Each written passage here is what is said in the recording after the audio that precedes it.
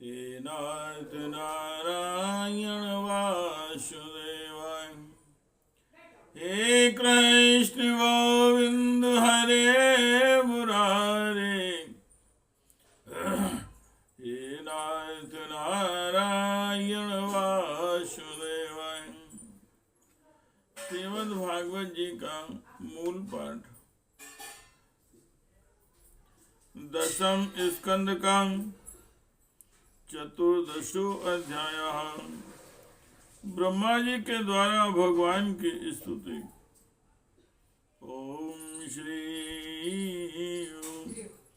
शुभवाय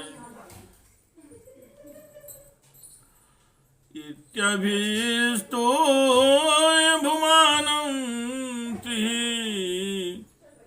परिक्रम पादयो नत्वाभीष्टं जगद्धाता स्वधाम प्रत्यपद्यत।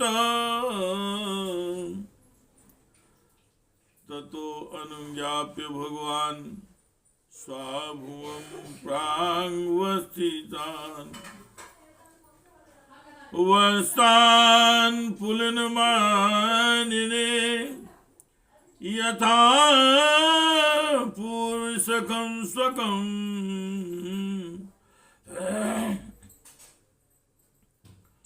एकस्मिन्नपि यातेब्दे प्राणेशं चान्तरात्मना कृष्णमायाहतरजन् क्षणार्धमेनिरे अर्भका किं किं न विस्मरन्ति माया मोहित चेतसा।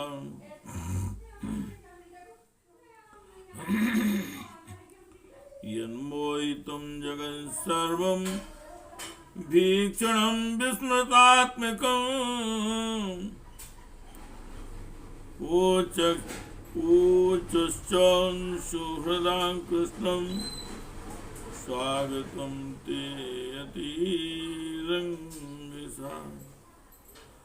नैकोऽपि भोजिकवल्लेहिता साधु भुज्यताम् ततो हसन् हृषीकेशो अभ्यो वाहृति सहार्भकै। दर्शयन् शर्मा जगनो न्यावर्ततु वनादुव्रजम्।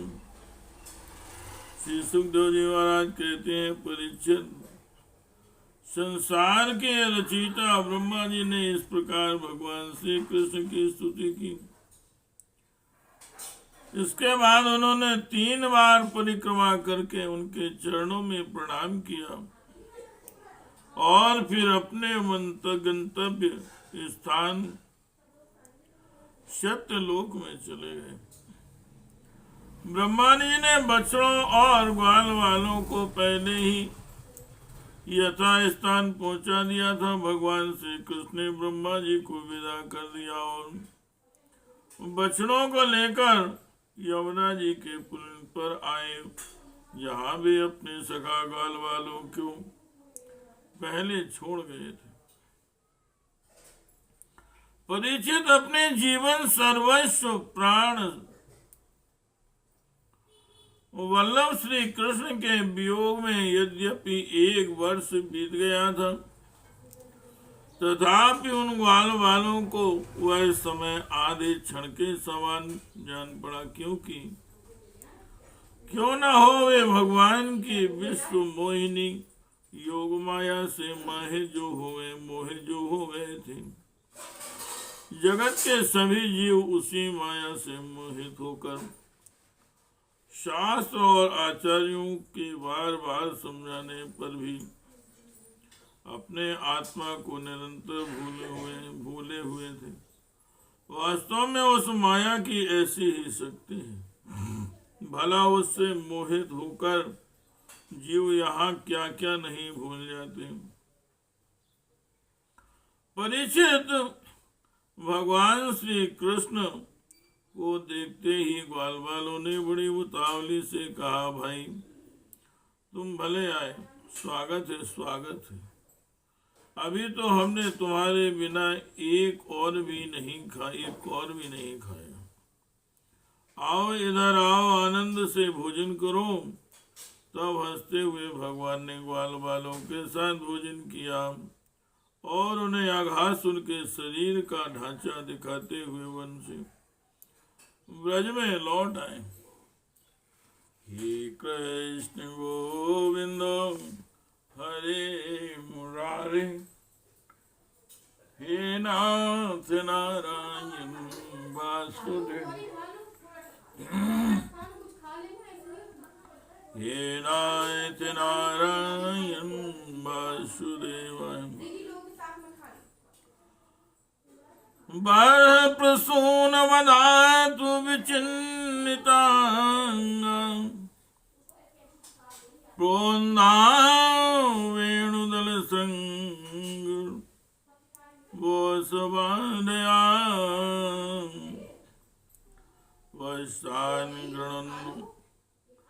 वसान गणननु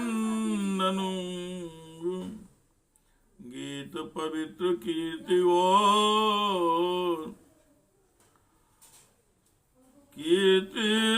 गोपीन्द्र गोस्वादृशी प्रविवेश गोष्ठम अध्यायन महाव्यालु यशोदानंद सूनुना हतो विता वयम चास्मादिति बाला व्रजे। भगवान श्री कृष्ण के सिर पर मोर पंखा, मनोहर मुकुट और घुंघराले बालों में सुंदर सुंदर महकते हुए पुष्प गुथ रहे थे। नई नई रंगीन धातुओं से श्याम शरीर पर चित्रकारी की हुई थी। वे चलते समय रास्ते में उच्च स्वर से कभी बांसुरी, कभी पत्ते और कभी सिंगी बजा बजा कर वादोत्सव में मग्न हो रहे थे। पीछे पीछे ग्वाल बाल उनकी लोक पावन कीर्ति का गान करते जा रहे हैं। कभी वे नाम ले लेकर अपने बछड़ों को पुकारते तो कभी उनके साथ लाड लड़ाने लगते। मार्ग के दोनों ओर गोपियां खड़ी हैं। जब वे कभी तिरछे नेत्रों से उनकी नजर में नजर मिला देते हैं, तब गोपियां आनंद मुग्ध हो जाती हैं।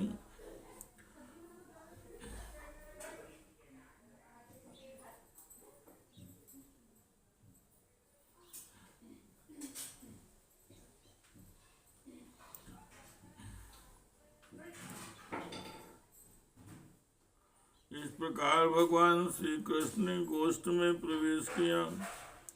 परीक्षित उसी दिन बालकों ने ब्रज में जाकर कहा कि आज यशोदा मैया के लाल ने नंद नंदन ने वन में एक बड़ा भारी अजगर मार डाला और उससे हम लोगों की रक्षा की।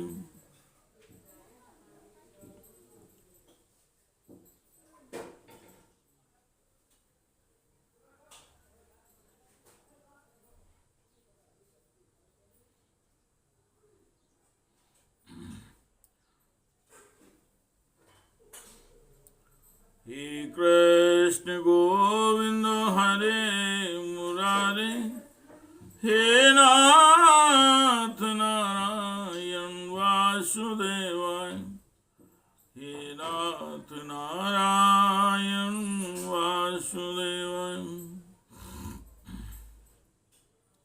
ओम श्री राजोवन ब्रह्मन् परान् भवे कृष्णे यान प्रेमां कथं भवे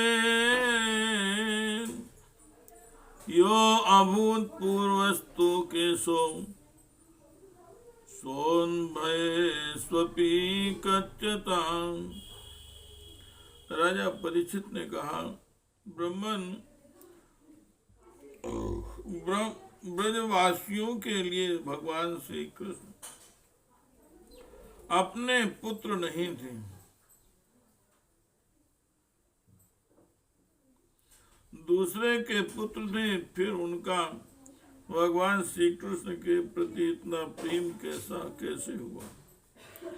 ऐसा प्रेम तो उनका अपने बालकों पर भी पहले कभी नहीं हुआ था। आप कृपा करके बतलाइए इसका क्या कारण है? हे कृष्ण गोविंद हरे मुरारे, हे नाथ नारायण वासुदेव, हे नाथ नारायण वासुदेव। ओम श्री सुगवान सर्वेषामपि भूतानां नृप स्वास्तुमेव बलवान् इतरे अपत्य विद्या ध्यास्तु वल्लभं तैहि। श्री सुखदेव जी महाराज कहते हैं, राजन, संसार के सभी प्राणी अपने आत्मा से ही सबसे बढ़कर प्रेम करते हैं। पुत्र से, धन से या और किसी से जो प्रेम होता है वह तो इसलिए कि वे वस्तुएं अपने आत्मा को प्रिय लगती हैं। हे कृष्ण गोविंद हरे मुरारे, हे नाथ नारायण वासुदेव, हे नाथ नारायण वासुदेव, हे नाथ नारायण वासुदेव। तद राजेंद्र तथा स्नेहा स्वास्वाकात्मनि देहिनां न तथा ममतालंबी पुत्रवित्तग्रहादिषु देहात्मानां पुंसामपि राजन्यसत्तम यथा देहा प्रिय तमस्तथा नाह्यनु ये चान्तम। देहोऽपि ममतावान् चैतन्यः सोनात्मवन् प्रिया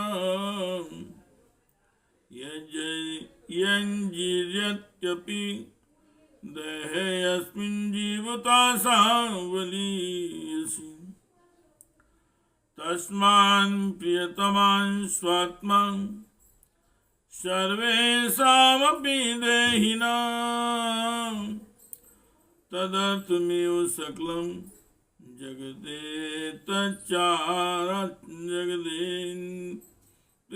चराचरम्। कृष्णमेनं वेहि त्वमात्मानं खिलात्मना जगन्दिताय सो अप्यत्र देहि वा भाति माया। वस्तुते जानतामत्र कृष्णं स्थास्नु चरस्नु च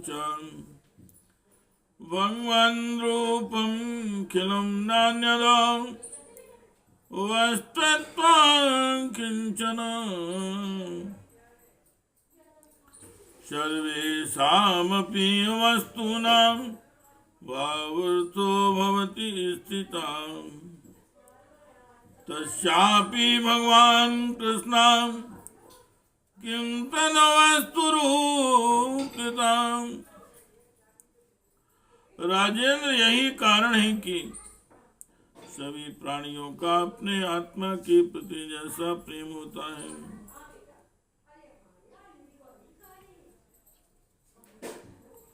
वैसा अपने कहलाने वाले पुत्र, धन और ग्रह आदि में नहीं होता है।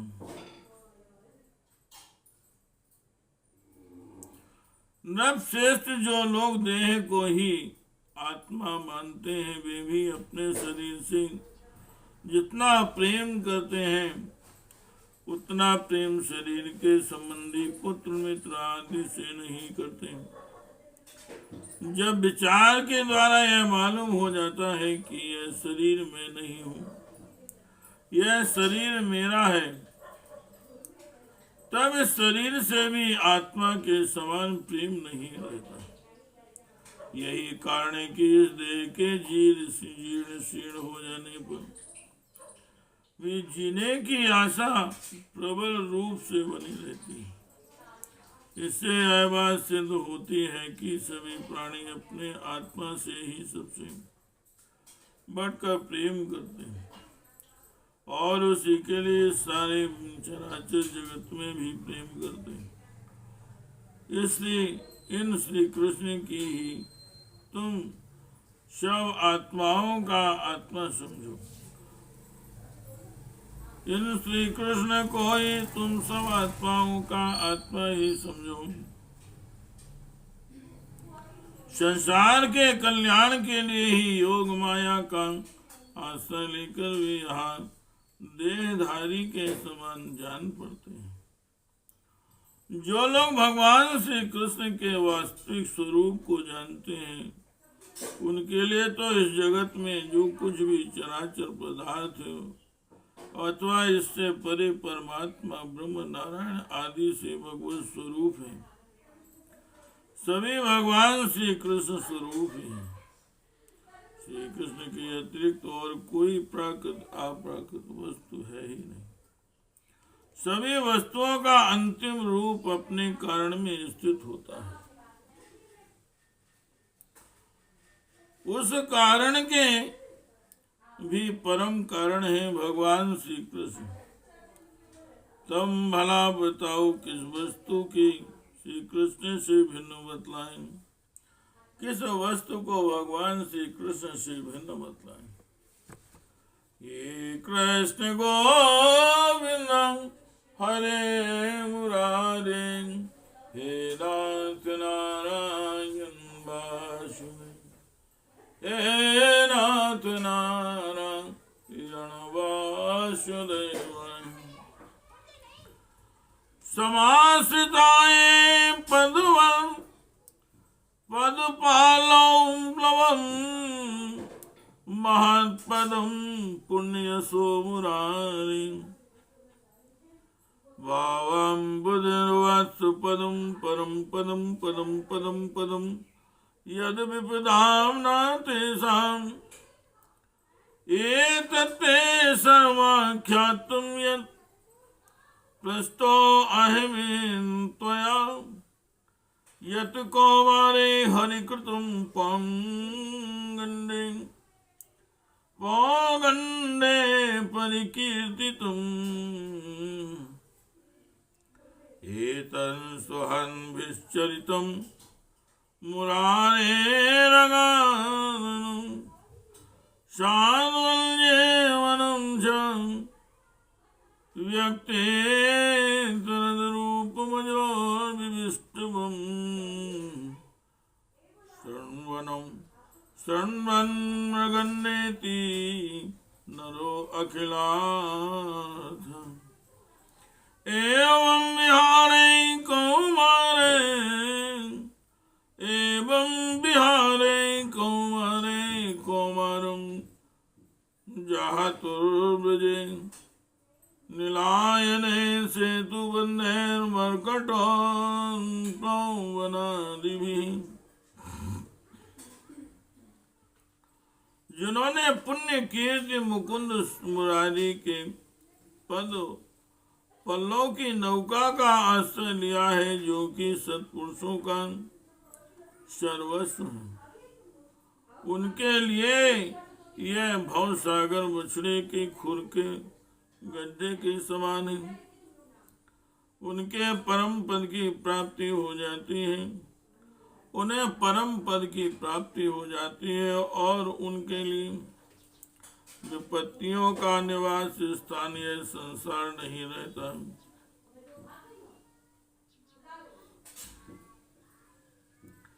परीक्षित, तुमने मुझसे पूछा था कि भगवान के 5वें वर्ष की लीला ग्वाल वालों ने 6ठे वर्ष में कैसे कही।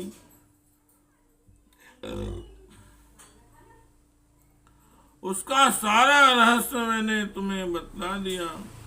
भगवान श्री कृष्ण की ग्वाल वालों के साथ वन क्रीड़ा, अगासुर को मारना, हरी हरी घास से युक्त भूमि पर बैठकर भोजन करना, आप प्राकृत रूपधारी बच्चों और ग्वाल वालों का प्रकट होना और ब्रह्मा जी के द्वारा किए हुए इस महान स्तुति को जो मनुष्य सुनता और कहता है, उसको धर्म, अर्थ, काम और मोक्ष की प्राप्ति हो जाती है। परीक्षित, इस प्रकार भगवान श्री कृष्ण और बलराम ने कुमार अवस्था के अनुरूप आंख बिचौनी सेतु बंधन, बंदरों की भांति उछलना कूदना आदि अनेकों लीलाएं करके अपनी कुमार अवस्था ब्रज में ही त्याग दी। इति श्रीमद्भागवते महापुराणे परमहंस्यायां संहितायां दशम स्कंदे पूर्वादि ब्रह्म स्तुतिर्नाम 14 अध्याय। हे कृष्ण गोविंद हरे मुरारी, हे नाथ नारायण वासुदेव, हे नाथ नारायण वासुदेव, हे कृष्ण गोविंद हरे